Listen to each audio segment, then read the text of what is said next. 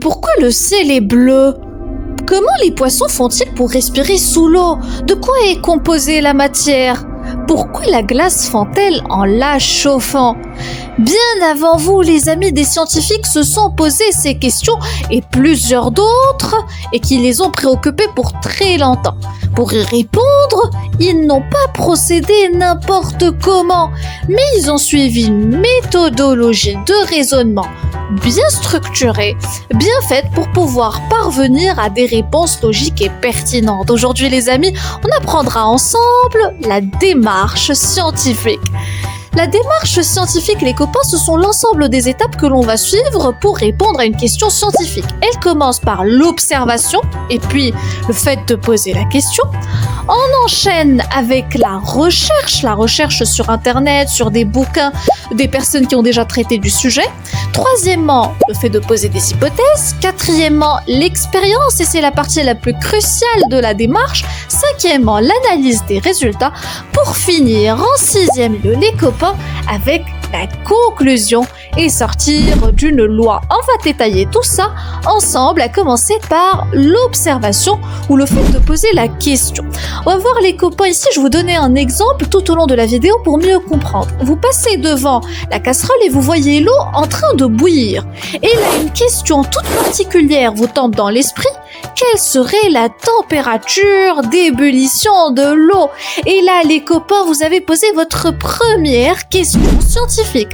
Seconde étape, next, la recherche.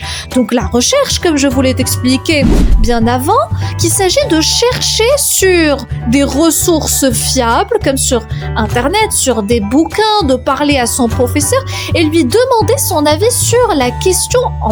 Et là, les amis, petite parenthèse, lors de votre recherche sur Internet, faites très attention aux informations qui circulent et par milliers. On parle des informations erronées qui vont complètement conduire votre recherche en erreur et vous fournir de mauvaises réponses. Donc pour éviter de tomber dans ce piège, il faut tout d'abord faire des recherches sur des ressources fiables et plus important encore, n'hésitez pas à utiliser votre esprit critique qui va quelque part vous guider et vous permettre de balayer les informations contre-intuitives. On enchaîne avec la troisième étape et qui est l'hypothèse. Donc je sais que parler comme ça a l'air un peu compliqué. L'hypothèse, les amis, c'est une suggestion ou une proposition que le chercheur va fournir et qui pourrait répondre à la problématique du début. Il faut garder en tête que la suggestion peut être vraie, correcte, comme elle peut être fausse, c'est-à-dire qu'après l'expérience, elle ne va pas répondre à la problématique. Revenons à notre question de base, je vous le rappelle, la température d'ébullition de l'eau. On pourrait par exemple fournir comme hypothèse que la température d'ébullition de l'eau est de 70 degrés Celsius, c'est logique, ou encore 160 degrés Celsius. En revanche, si on dit que la température d'ébullition de l'eau est de moins 100 degrés Celsius, ça a l'air quand même un tout petit peu tiré par les cheveux parce que la température ambiante est de 37 degrés Celsius et l'eau est toujours à température liquide. 250 degrés Celsius paraît aussi beaucoup pour une température d'ébullition d'une molécule toute bête, tout simple comme de l'H2O, de l'eau. Pour cela, on va supprimer les deux dernières propositions et pour rester plus correct dans l'hypothèse, on va dire que la température d'ébullition de l'eau serait comprise entre 70 degrés Celsius et 190 degrés Celsius. On va donner une fourchette. Quatrièmement, les amis, l'expérience. L'expérience, c'est l'étape quelque part la plus importante du tout le processus. C'est elle qui va permettre de véritablement répondre à la question et se fait le plus souvent au laboratoire. En retournant à notre expérience de base, celle de la température d'ébullition de l'eau, tout d'abord, prenez une casserole et mettez-y de l'eau de robinet.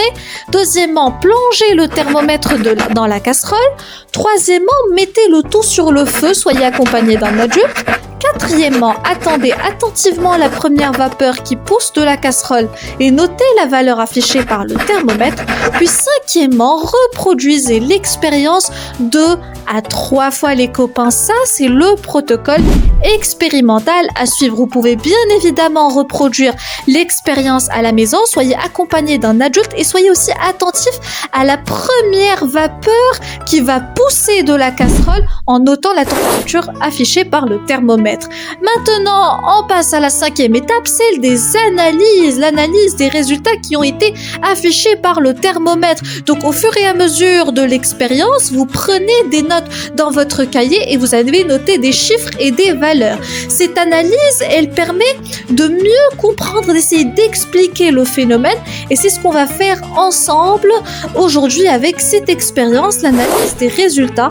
Pour cette expérience, on va faire une représentation tabulaire. On va mettre d'un côté l'expérience et de l'autre côté on mettra le résultat.